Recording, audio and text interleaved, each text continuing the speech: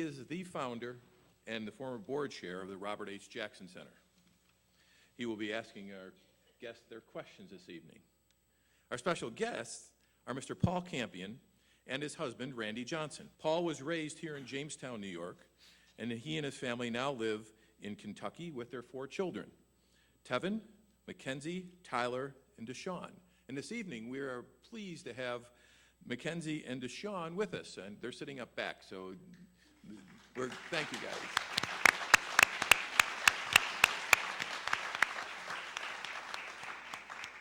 We are now going to hear their personal story of the issue that is currently before the United States Supreme Court. Greg?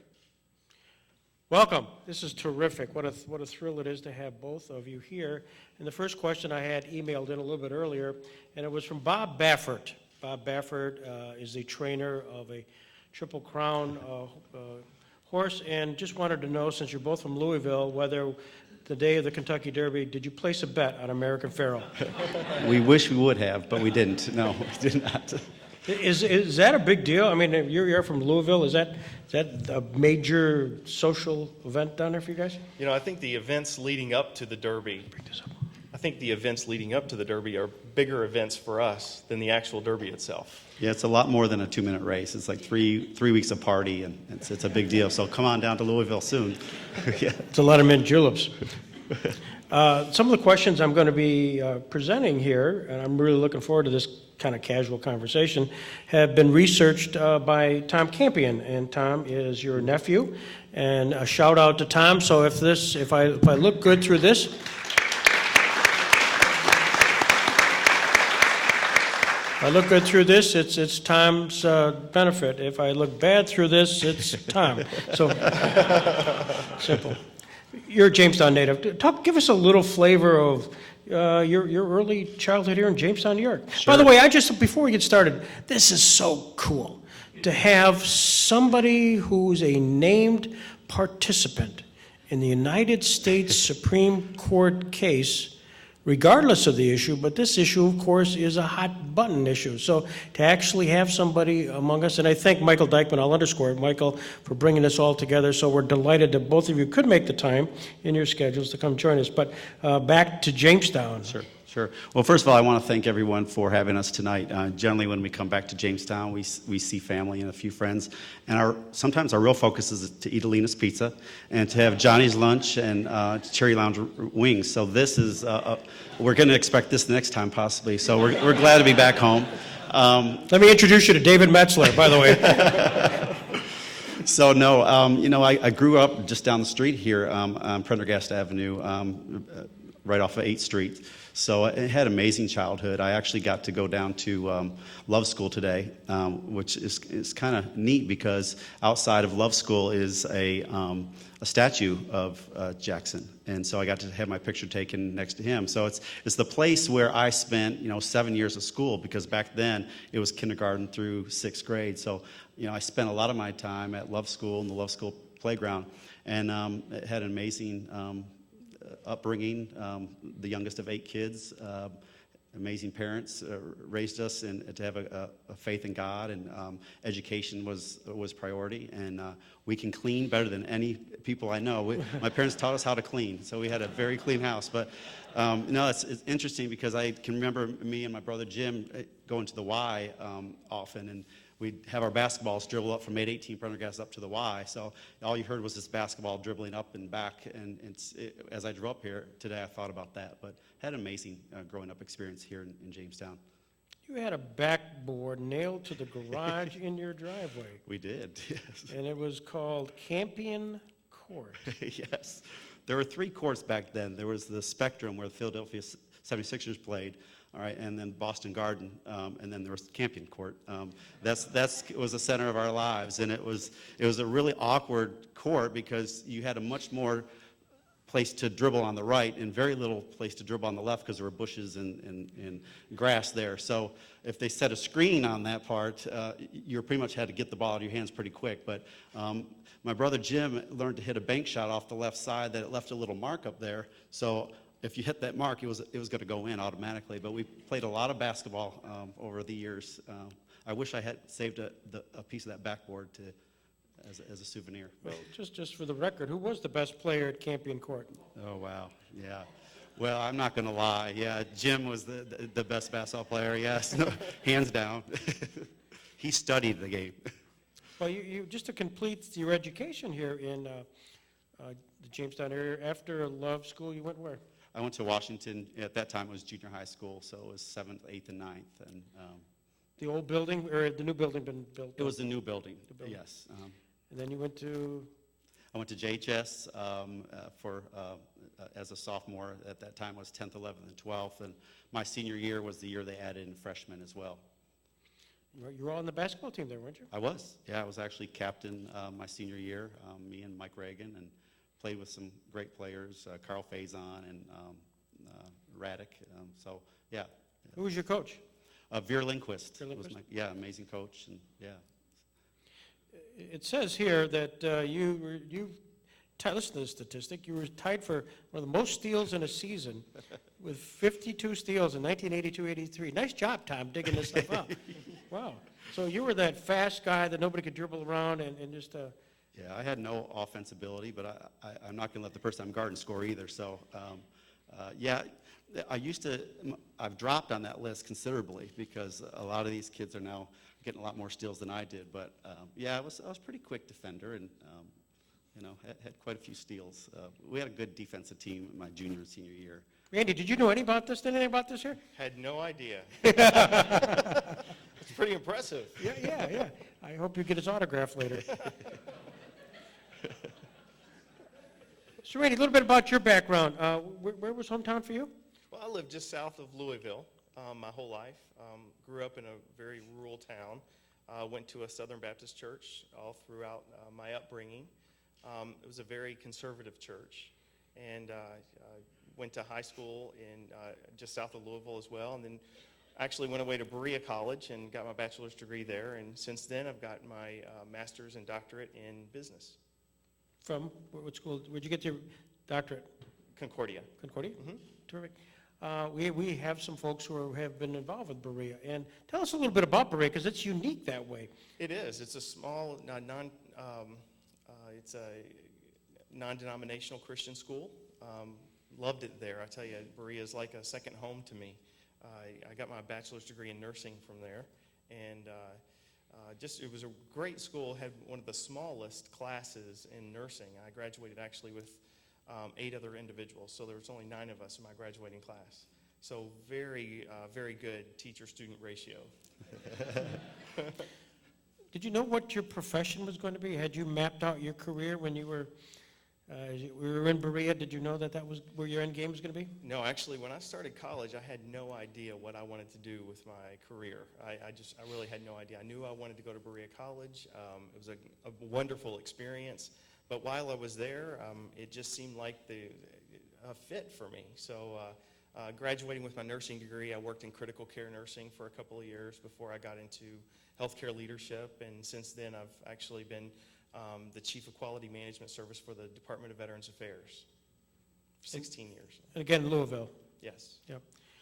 Just as a total aside, VA hospital, VA affairs have been under some scrutiny by the government and Congress. Are you caught up on some of that? And have you seen the regulations change? Well, we've seen a lot of changes in the VA, but we're really fortunate because in Louisville we've been focusing for a long time on improving access to quality care. So our waits and delays are really small in comparison to some of the other facilities across the country.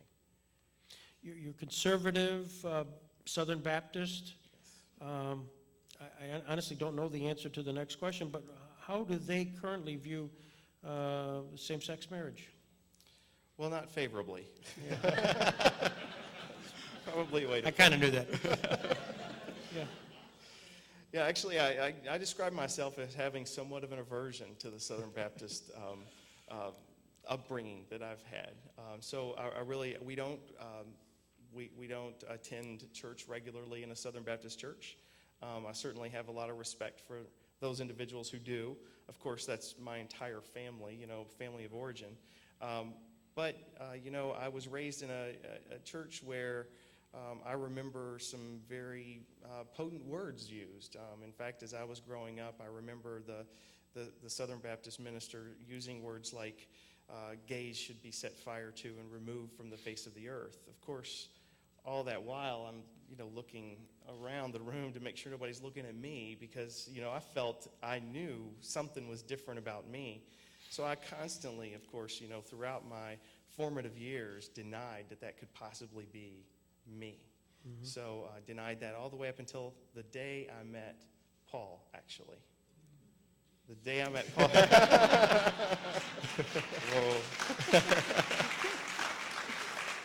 Whoa.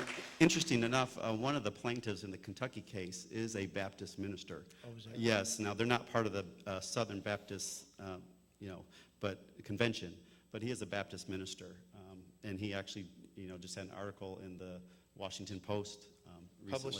Published yesterday, yeah. So, and we are, a year from this August, we will have our 25th anniversary, and he is going to perform our renewal of our vows. So, yeah. Fantastic. Kind of neat. Yeah. That is neat.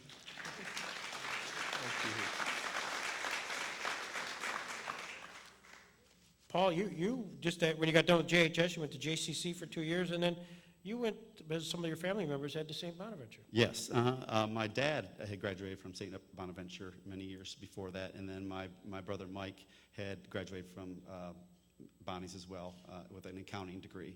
And so I knew there were a lot of state schools that had really good preparation for teaching, but I really wanted to go to a smaller school, and I was always a big Bonnie's basketball fan. My dad used to take me over there for games, and so I went off for 2 years to Bonaventure. During that time period of Bonaventure, what was their basketball like? Where were they in the Where they are today. Yeah, they're pretty much about the same. Yeah, they brought in a lot of kids from Canada to play, but they were in the middle of the pack most of the time. I hate to date myself, but I'm back in the Bob Lanier days. Oh, yeah. They won the NIT, didn't they, with him? Or, yeah, maybe, yeah. Yeah. Then your career path. I mean, from there, did you know what you wanted to do? You're at St. Bonaventure, going to be part of the Brown Indian tradition, but where did you expect that you would end up? Well, I started teaching, and I taught at Turner Elementary School, which is the school right out of Chautauqua Institution, and the institution has since bought that up. So I was teaching there, and I was working on my master's degree at Fredonia. And then in '91 of August, I was getting ready to start my third year of teaching up there, and I met Randy. So we had, a relationship from distance, and I left my teaching job in February. And I think right now, I was 26 years old, and if my own kids came and said, I'm leaving my teaching job for this person, I'd have their head examined. But, I went with what I thought was going to be, a forever thing, and I was right. So I instantly got a job in Louisville teaching right away. So, luck was all around me. So, and I began teaching fifth grade. I taught third grade up in Turner, and fourth and fifth grade, and then I became a counselor in 2006. So let's talk about August 1991. I think of Casablanca, of all the gin joints in all the world, you guys meet. Give me a little more backdrop on that. Sure. Yeah, it's, a lot of things in life have to do with being in the right place at the right time, and certainly that was a night that fits for us. I had gone down to Louisville to visit my brother Mike and his family. I actually went with my sister Kate and her family down. And Katie went back with her family, and I stayed on a couple days. And on a Saturday night, I was packed up, ready to go, because I wanted to take off early in the morning. I wanted to get on the road by 7 to get back. But something at the last moment said, why don't you just go out and have a drink? And I did. And so I walked into, of all names, this is called Connection, all right? Great bar, if you ever, this is one of the best bars ever. But I don't do clubbing anymore, but in the time, it was the place to be. But I remember walking in, and I saw him standing at there was a cigarette machine, a cigarette machine in a bar.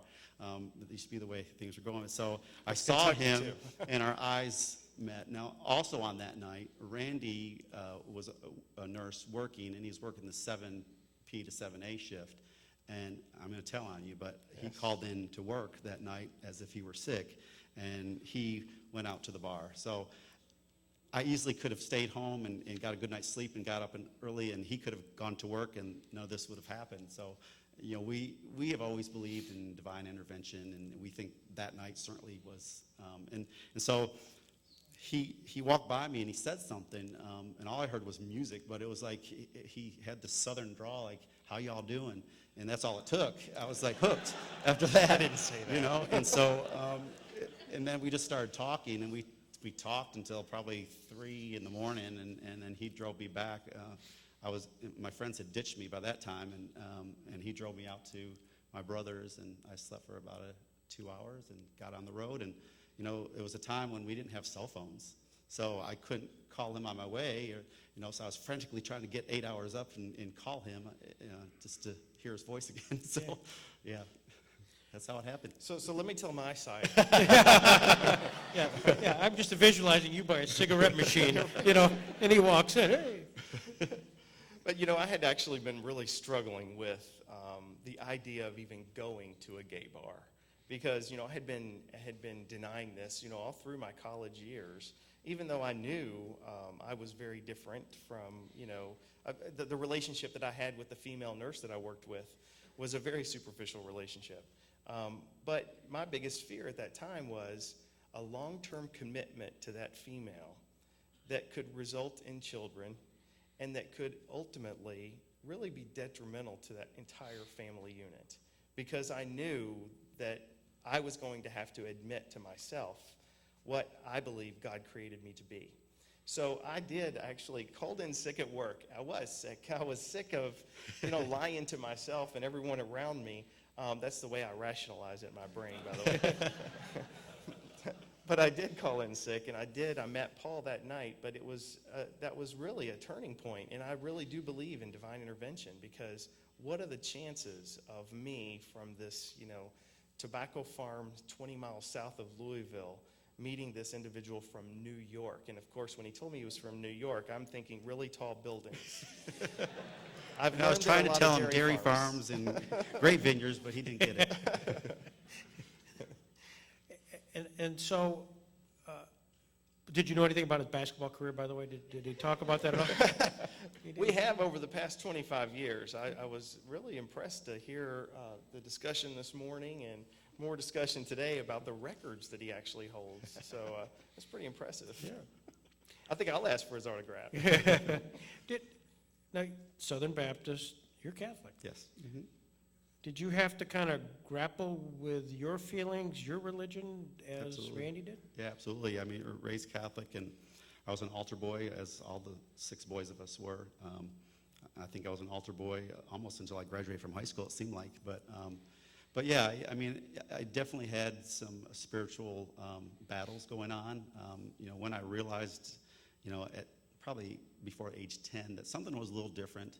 And then as I got into those teen years, and my friends were talking about things that I just wasn't interested in, I had a name for it, but I didn't want to admit it. And my spirituality was, dear to me.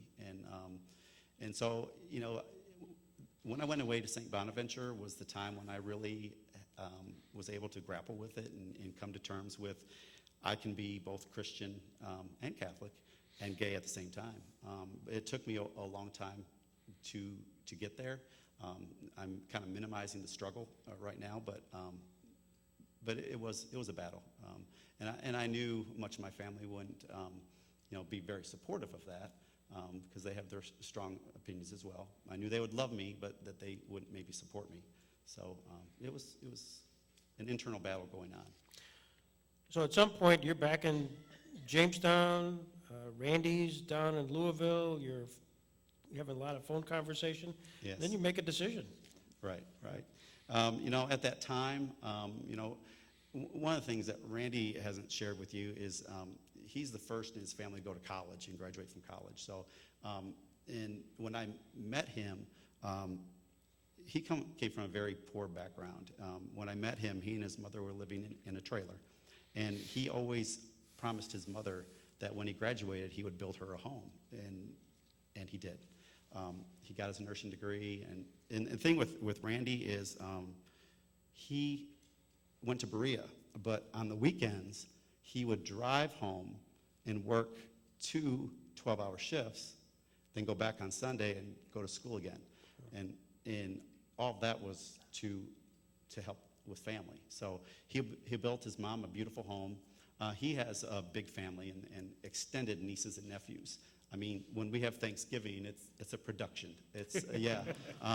We usually host, and everyone else brings stuff, and we just do the main turkey or whatever it is. But it's quite a production. And so, it was very hard for me to leave Jamestown. I had so many connections with family and friends here, but I knew, this was going to change my life, and I needed to go be with Randy in Louisville, because he was so close to his family. And they were, it took them a while to evolve into us, but they've been nothing but welcoming and loving, and they've become, my family too. At what point did the two of you decide you'd like to be parents? Was that early on? Actually, it was on August 17th, 1991, Sorry. the day we met. Yeah, absolutely. That was one of the most significant conversations I remember from that night. He said that, we talked until 3 a.m. Well, the most of that time we spent talking about our long-held desires to be parents. And that was one of the hardest things both of us ended up having to deal with, acknowledging ourselves as gay men, was to give up that opportunity to be parents. So we decided, of course, early on that we weren't going to accept that as, our destiny. We wanted to be together as a couple, and we didn't want to let anything stand in our way of becoming what we believe we could be great parents and create a loving home for children who needed a loving home. So really, that was day one. We knew exactly what we wanted to do.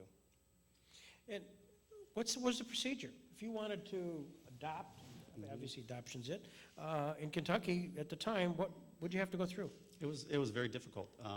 At that time, we initially contacted the state to see if we could adopt through the state, and we were told in no uncertain terms that they would never give us a positive home study, that having two men in the home would not be good for kids. So that was in 1994.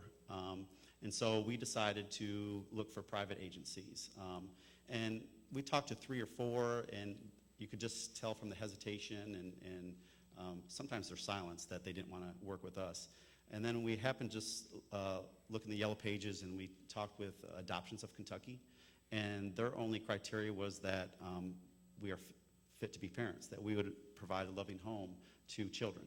And so that was we started that in the fall of '94, and then Tevin and Tyler were born in February of '95. It was kind of like we hit the jackpot, though, because when we got to that Adoptions of Kentucky, you can imagine it wasn't very far down in the yellow pages. So when we got to that, though, we felt like we had hit the jackpot, because when we asked, we told them our situation, we asked them if they would be interested in working with us. They didn't respond with an answer. They responded with a question. And that question was, well, it depends on how good a parent you'll make. And that was exactly what we were looking for. We wanted someone to judge us based on our parenting abilities, not on any stereotypes that they might have about gay men. And this, again, is 1994. So there were a lot of opinions, strong opinions, about two guys adopting kids. Obviously not married at the time. How did it work legally? Because one of you had to be named the adoptive parent. Yeah, and that's really part of our struggle even today. I became the legal parent of Tevin and Tyler, and at that time, when we went before the judge to finalize the adoption, we were living in a rural county at that time, and so our attorney said that it's probably best if I go in with Randy's sister, and Randy had to wait out in the parking lot because the fear was, and our goal was to be parents and to have these kids that, we had them from birth, but the adoption process isn't finalized for several months after that. So we went into the courtroom, and Randy had to wait outside, and then the adoption was finalized. But even today, Randy has no legal connection to Tevin and Tyler. And part of our worries, especially when the boys were young, was, if I had passed away, Randy would have no legal connection to continue to be the parent of those boys. My family in New York actually would have more say-so in what happens to them than Randy did. Even though we had wills drawn up and all that, that was always a fear of ours, and it still is today. Because in Kentucky, they don't allow second-parent adoptions of same-gendered parents. Well, it was actually an unnecessary stressor on our relationship, because we recognize that, that really, it really causes an imbalance in the relationship. I certainly recognize that anytime Paul and I had an argument, I knew I loved Paul and I wanted to spend the rest of my life with him. But I also knew that Paul held all of the cards. He had all of the cards. I knew that, if he decided he wanted to just take the kids and move back to New York, he has that legal right to do so. So it was an unnecessary stressor in our relationship. But that's the kind of stress that we really joined this whole case for. It's the kind of opportunity for us to try to prevent future families from having those types of unnecessary stressors. In 2003, you added another to your group. Yes, we went through the same adoption agency, Adoptions of Kentucky, and we wanted to add a princess to our family. And and there she is up there. Yeah.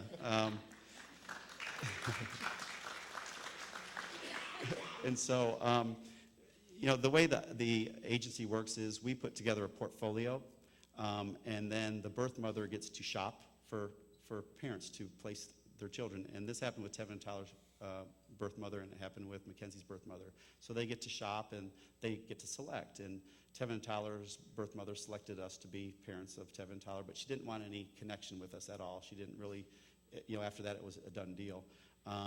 Mackenzie's birth mother, Sally, we actually became friends with during the time that she was pregnant. We took her to her doctor's appointments. We took her out to lunch. And on the day that she delivered, we spent the night with her in the room. Randy cut the cord. I was the first one to hold her. So we were very involved, obviously, in that. But it's nice that the birth mothers, it's such a tough decision for them to make anyway. So it gives them some resolution that they know that they're being placed where they want them to be. So, yeah, we've been very blessed that way. What an experience that was in the delivery room. I tell you, just, what people describe, about being in the delivery room when, a baby is born, we certainly experienced that firsthand. And yet legally, you both could not be the parents of Mackenzie. No, Randy is the legal parent of Mackenzie. And we did that strategically, just because, of course, the discriminatory laws that we know are on the books. We tried to, of course, balance that a little bit, the imbalance in our relationship. So, and also to acknowledge that if Paul were to pass away, there would be no post-death benefits afforded to me, because I have no legal connection to Paul. However, there would be post-mortem benefits, afforded to Tevin and Tyler, because he was legally their parent. With Mackenzie, I would be her legal parent, so that if something happened to me, at least someone would get some of those death benefits should something unfortunate happen. But we had to be very strategic about that to make sure that we did everything we could to balance it as much as possible, given the laws that were on the books that prevented us from both being parents. Have you noticed, Randy, or Paul, that Randy keeps referring to, if you should go, if you should. I noticed that. If anybody, I don't know if anybody I else wonder picked why that he up. asked me to travel all the time. Yes. Just a point. And of course, then Deshaun enters your family as well. Yes. Now, it's interesting because Deshaun was a 7-year-old student in the building that I was the counselor at, and he had stopped me and said, can you adopt me? And at the time I wasn't like, yeah, sure, that's exactly what's going to happen. But at that time, Randy and I had talked about adding a fourth to our family, but we were getting up there. We were getting a little bit older. We didn't want to do the baby thing again. We had just kind of gotten out of that. We were sleeping through the night again on our own, so that was nice. And so we wanted to add another child to the family, but someone with not so many needs that it would disrupt the functionality of our existing family. So Deshaun was the perfect fit. It's interesting, though, back in '94, the state would not work with us because they said they would not give us a favorable home study. The year that we were working to get Deshaun, the state said, we've changed, all right? You guys make wonderful parents. And so Randy and I went through the classes together, and we became foster parents to Deshaun and then finalized the adoption. And we did have a few years of practice. Yeah, right. Tevin and Tyler were 8. Right. But still, that occurred in 2006, 2007, and yet you weren't married, and you're in Kentucky. What's going on in your lives? Is this as far as discriminations, as far as just day-to-day activities, did you find yourself you're still out of sync? Yeah, somewhat. Living in Kentucky, it's so conservative, and I kind of gotten used to that. And so thinking about getting married, and our biggest thing was we'd rather have the second parent adoptions to protect ourselves and give the kids a legal status that we're both their parents. That was our big things. But you have to remember, when I moved to Kentucky, there were still sodomy laws on the books. They're 10 or 15, 20 years behind many other states in many, many things. And at that time, there was no protection for gays and lesbians anywhere in the state of Kentucky in terms of employment, housing, public accommodations. So we were, the gay and lesbian community in Kentucky was focused not on marriage and really on kid issues. They didn't want to be fired from their jobs, all right? They didn't want to be told they couldn't go into a restaurant. So city by city, we started to, and we had a fight for this. It took a long time to get fairness ordinance passed. And so we live in Louisville, which is part of Jefferson County, and they have a fairness ordinance so that, as a public school teacher at that time, before that ordinance came, I could have been fired just for being gay. And now there is protection, and just about a week and a half ago, Midway, Kentucky, a really small community, added a fairness ordinance that protects gays and lesbians from being fired for their jobs and public accommodations. So we're going city by city. It keeps coming up for the state to have a statewide fairness ordinance, but it keeps being defeated. Were you activist during that time period? No, we really weren't, actually. And when Tevin and Tyler, after they were born and we lived out in that rural county, we recognized that was probably not the best place to raise African American children. So we ended up moving to the city, just because, not because we had any issues, because we really didn't while we lived in that rural county. But we didn't want to expose our children to any negative comments or any discriminatory behavior. So we decided to move to the city. But we lived a very quiet life, and we did that intentionally because we knew that was sort of an opportunity cost for us to be parents. So we didn't argue the laws at that time. But that's why it was so beautiful when this opportunity arose and we were able to have a conversation with our now 11 through 20-year-old kids and let them participate in the decision for us to step up and do what we believe is the right thing. And that is really to try to help make lives a bit easier for families like ours in the future. In July of 2008, your status changed. It did. Yeah, we had actually planned a vacation to go out to Palm Springs, California, well in advance. And then all of a sudden, marriage opened up in California for a very short time, but it happened to be the time that we were going there. And so on July 3rd, it was July 3rd of 2008, we got married there. And so if we had decided to move there to California, we could have done second parent adoptions, and we could be on each other's health care plans and have all those benefits, those over 1,000 benefits that married couples get. But our home was in Kentucky, and so when we came back home, of course, the Commonwealth of Kentucky does not recognize out-of-state marriages. What did the kids think about that? Your children? The marriage? Marriage, yeah. It was cool. They were right there, by our sides. They were with you? They were out there with us, and they witnessed us exchanging vows, and it was as cool as, at the time, Mackenzie was 5, so she was twirling around doing her own thing. It wasn't, it was just another place to go, yeah. As you came back to Louisville, you to the VA and you to schools, and you wearing rings then at the time? Well, actually, we've been wearing rings since Christmas of '92. We exchanged rings at just a private ceremony with just the two of us. So there wasn't any demonstrable change when you came back to No school? giveaways. Yeah, it was pretty much the same as it was when we left. When you announced it and somebody did pick up on it, did they treat you any differently? Was there any, did life go on? I think life just went on.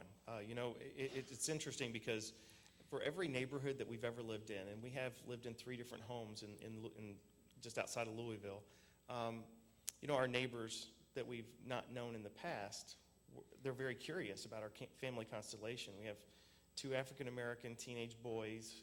We have a biracial boy and a biracial girl and 2 white guys. So, of course, they're very curious about our family constellation. But once they realize that we're just as boring as they are, they become the best of friends. In fact, we've even had religious leaders live next door who have been very demonstrative about not supporting, non-traditional families like ours. But ultimately, they end up becoming just wonderful friends because they think they see that our biggest concern is not, has nothing to do with those things that they think they do.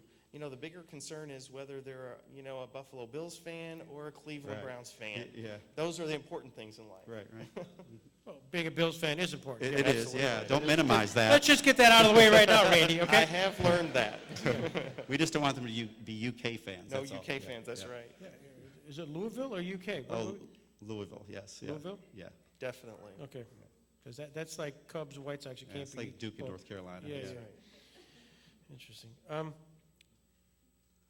By the way, just an aside, 2 things. We will have opportunities for questions.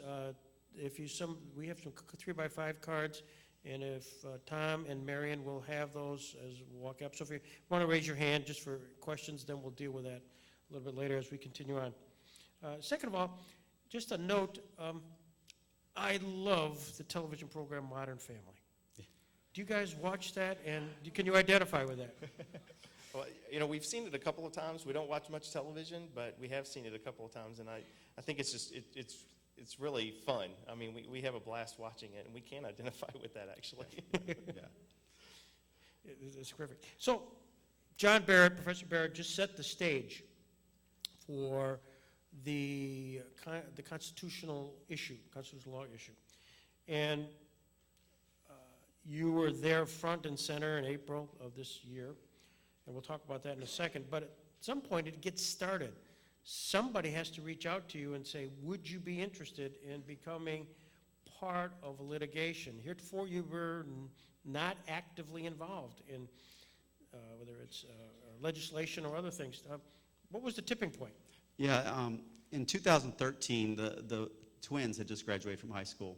And a friend of mine from Northern Kentucky had sent me a message on Facebook and said, there's a couple of attorneys in Louisville who are looking for another plaintiff, couple plaintiff, to join them. And he said, you guys would be the perfect couple and perfect family to join. And so I talked to Randy about it. At the time, these attorneys had one couple involved. And Greg and Mike are good friends of ours. Our kids have gone to school together.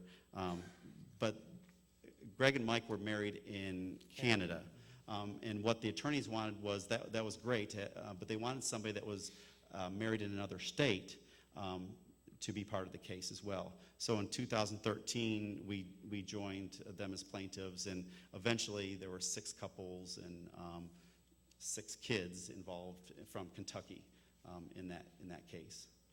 How do they explain this to you? I'm just curious, when the lawyers come in, say, hey, sign this petition, and we'd like to take you to the federal district court. It was kind of funny, actually, because the attorneys described to us, typically plaintiffs seek out attorneys. But in this case, the attorneys sought out the plaintiffs because they felt like, they had a great opportunity to, make a difference in society. And they wanted to put together the right plaintiffs to further the cause. So we really felt honored and blessed to have that opportunity. We had a very specific conversation with all 4 of our kids before we decided to do that. Because, all the way up until this point, our focus had been on protecting the kids from those discriminatory laws. And all of our effort was really focused on that. So that's why we kind of lived that quiet life, because, you know, our objective was to give our 4 kids the best opportunity for future success by giving them the best start to life as possible. But then when, of course, we have conversations about these discriminatory laws, they are very vocal. The kids themselves are very vocal about, but that's just not fair. We should do something about it. So we felt, you know, it was really more of a moral obligation than anything else to really join the case and really show our kids that we should stand up for what we believe is right. Right, and we were at a place in our life where, you know, obviously we were continuing to parent, but we weren't so busy with young kids at that time.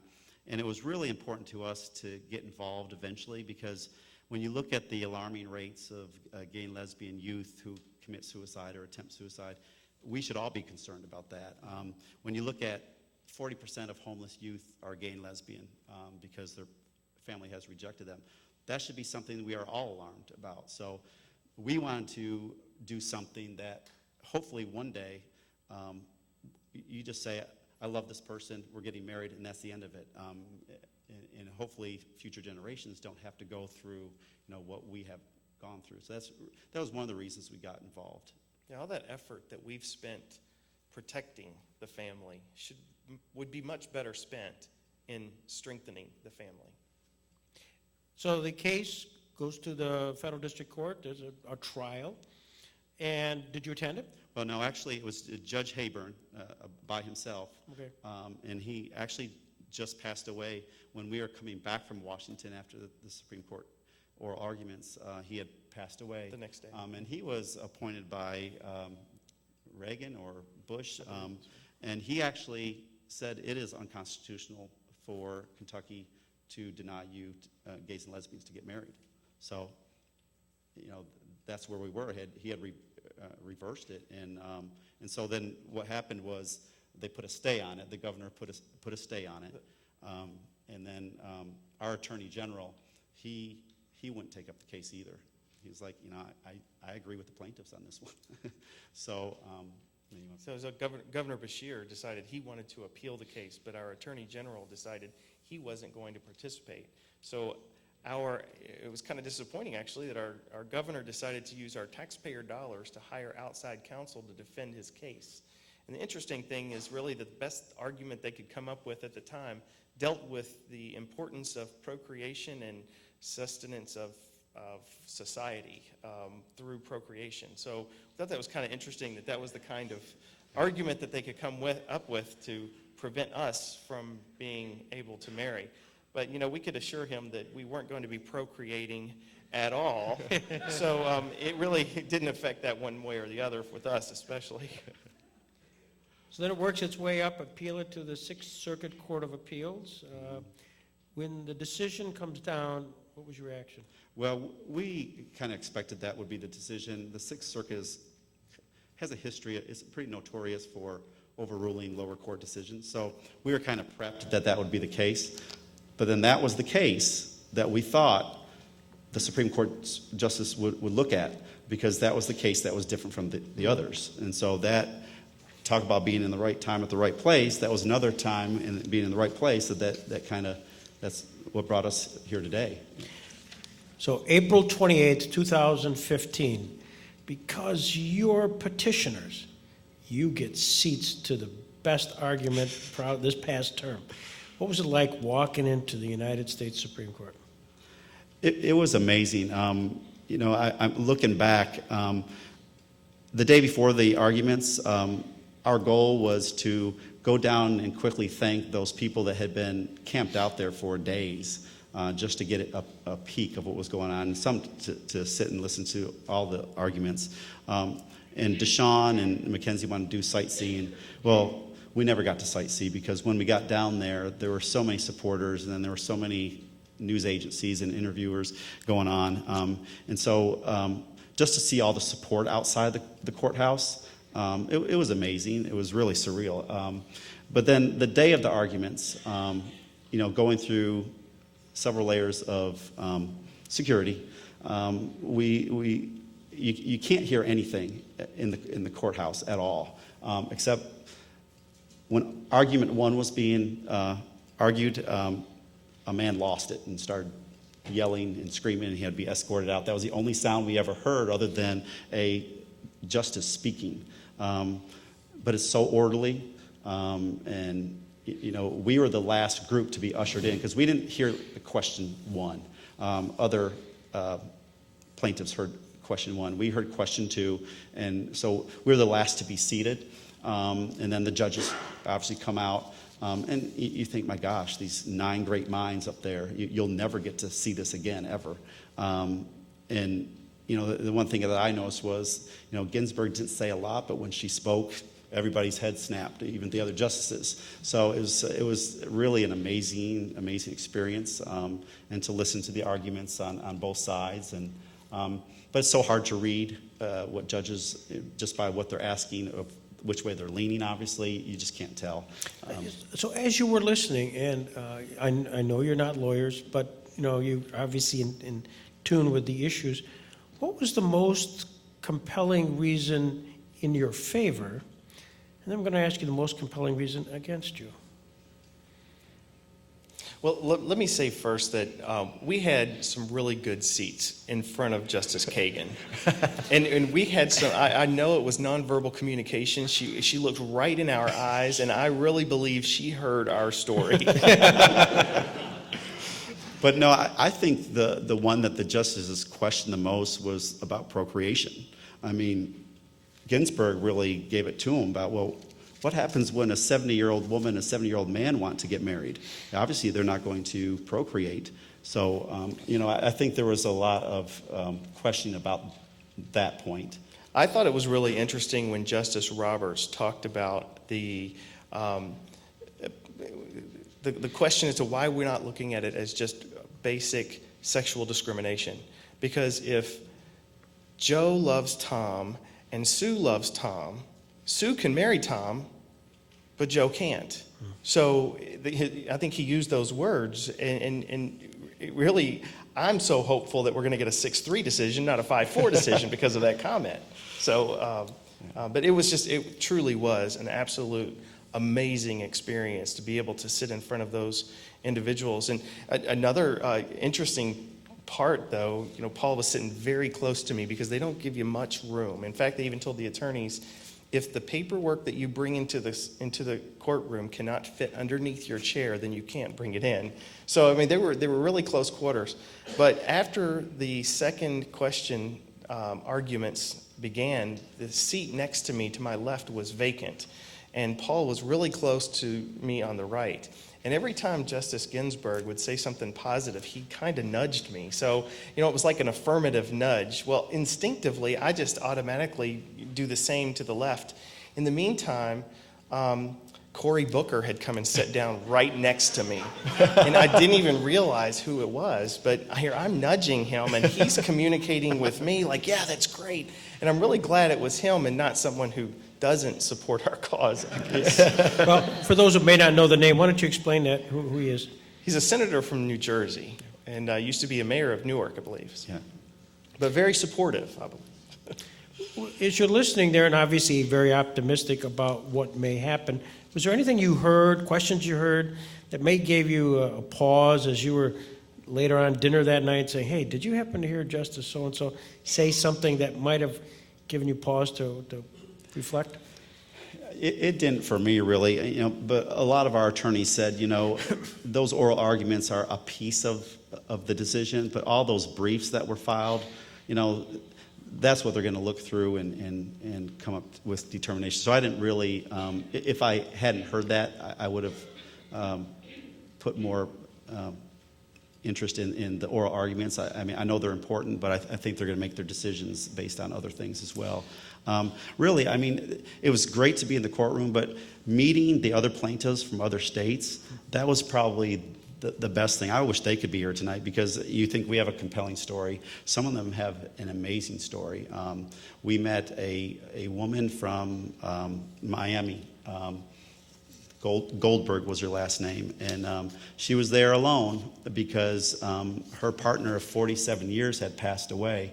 And the reason she was there, she had been a plaintiff before in Florida. And on the day that Florida allowed marriage, her partner had passed away. Okay. And so her on her partner's death certificate, Arlene, his name is not on that. She's single. She's listed as a single person. Yeah. And then, of course, we met Jim Obergefell, who is from Cincinnati, Ohio.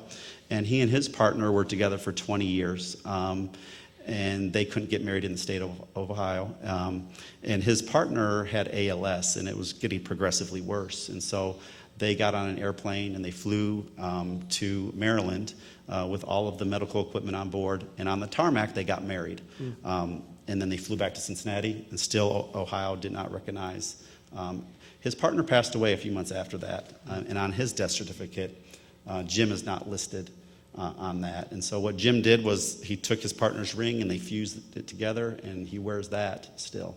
Wow. So I mean, there's lots of people that we met that have really amazing stories. Hundreds, if not thousands, of families like ours, and have the same issues and concerns. You've gone from being under the radar screen purposely to being now above the radar screen by being purpose of the litigation, Supreme Court. My gosh. Has that changed your relationship? No, we just haven't had time to come up for air and breathe. And so the two of us are we haven't been on vacation without kids ever.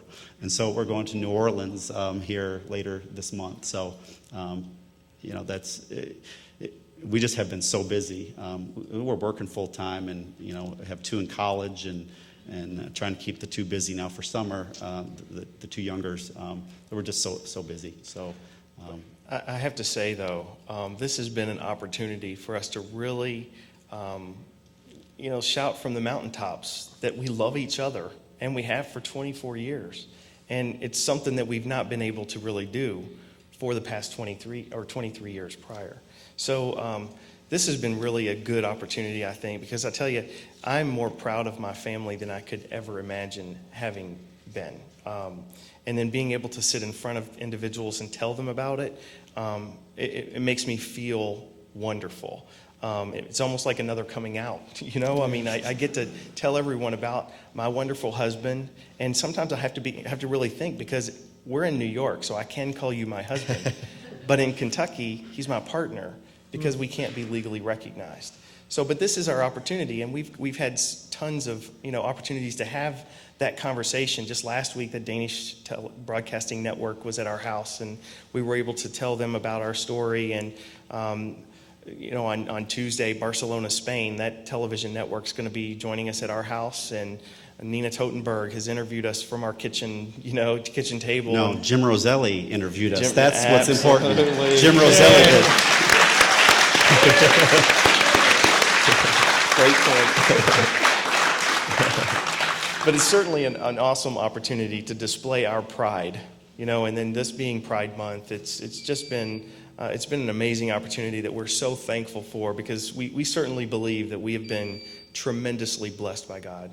And a lot of things have happened with our jobs as well. Our superintendent of schools, we have a large district. It's over 100,000 students in our district.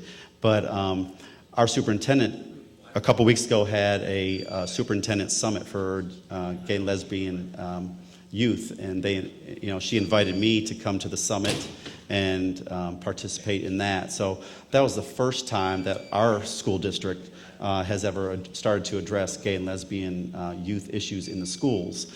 And in every high school in Louisville, there is a GSA, a Gay Straight Alliance now, so that gay youth have someone to go to, a teacher or somebody. And then just this week, I went over to the VA hospital. Randy gave kind of a program about our case, and it was amazing to go into the VA hospital and see the gay pride flag draped over the podium. And so it was, and just this week, the Pentagon had celebrated Gay Pride Week, so it was amazing. Yeah.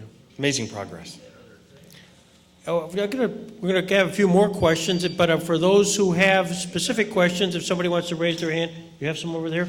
Let me just we'll go to questions here in just a second, but as you have a chance to handicap what may be happening between now and June 29th, what do you think is going to happen? We've been asked that question so many times, and we're cautiously optimistic. I say 5-4 in our favor, based on prior rulings, but once again, you don't ever know what they're thinking. I think it'd be silly for me to guarantee that. I probably wouldn't place any bets on it, but I don't believe I'm Justice Roberts wants to be on the wrong side of history, and I'm saying 6-3. I may be too overly optimistic, but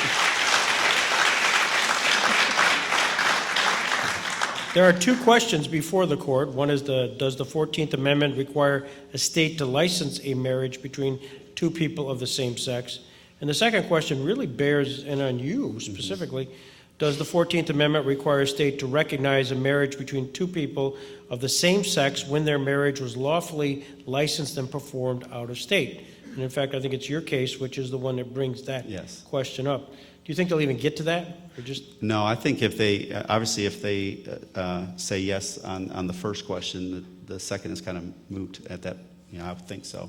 So we're hoping that they agree with us on the first question. The second question will take care of itself after that. Tom? Thank you, Greg. We do have a couple questions. Okay. The first one, how did you determine the risk of being part of such a public and controversial case was an acceptable one for you and your family? Well, when my friend had sent me that message that attorneys were looking for a couple, and we would kind of fit the profile that, well, he thought we did anyway, we really had to have a heart-to-heart conversation with ourselves, and do we want to bring that on, and do we want to make it that public? Obviously, our coworkers, they know our lives and support us, and our friends do, but it was going to get much bigger than that. But we also wanted to make sure that the 4 kids were on board, and so we really sat down with them. And we had said going in, if any of them are feeling unsettled by this at all, or uncertain or uncomfortable, we would just say no to it. But they were all on board, and so it was an easy decision to make. And we recognize that's a moving train that doesn't stop. Yeah. We certainly know that once we agreed to step into that situation, that we were out there, and I think one of the significant components of that decision-making process was our prior 23 years together, 22 years together. Because when we made that decision, we recognized that we wish that we could have done more for other LGBT youth in hopes of preventing, even one person from committing suicide. If we could step up and do something to try to prevent that from happening, we wanted to do it. But at the same time, we knew that our number one priority had to be our 4 kids and protecting our family and giving those 4 kids the best opportunity for future success. So then when this opportunity came up, it was almost like, when we thought about that, it was like a no-brainer. Our kids were supportive, and this was our opportunity to do something and share those 24 years of experience that we've had together. Okay. We have one more question.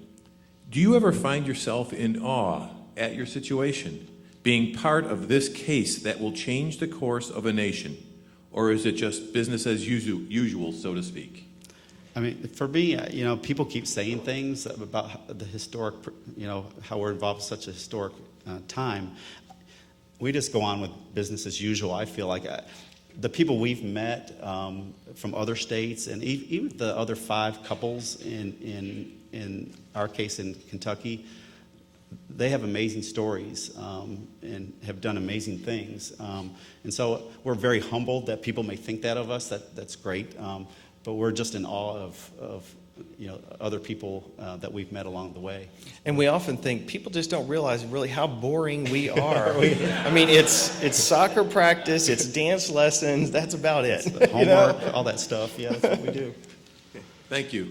Thank you. Let me draw closure here, because this has been an incredible evening. I really am so thrilled with your frank and candid conversations, as presenting your life as petitioners in a very significant Supreme Court case. But I'll conclude with something Tom Campion, who got me through this, and I thank him for this.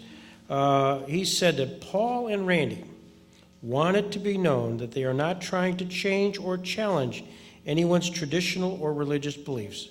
They just want to have the same ability as citizens to have their marriage recognized and to have all the same marriage benefits as every other citizen.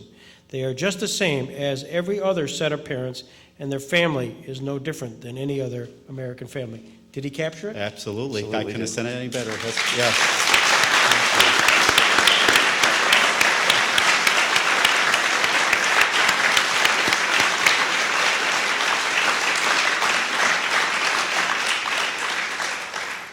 Ladies and gentlemen, because that was Tom's words, but I just want to really reach out, another shout out to Randy and to Tom for Paul spending so much time with us tonight. Thank you very much. Thank you. Thank you for having me.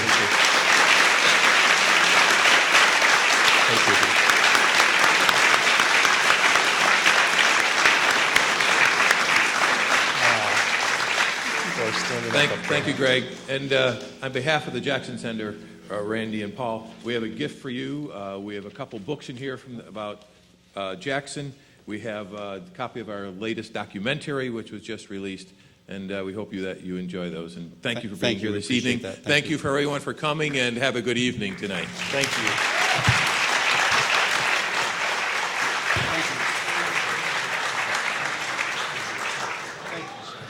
Thank you.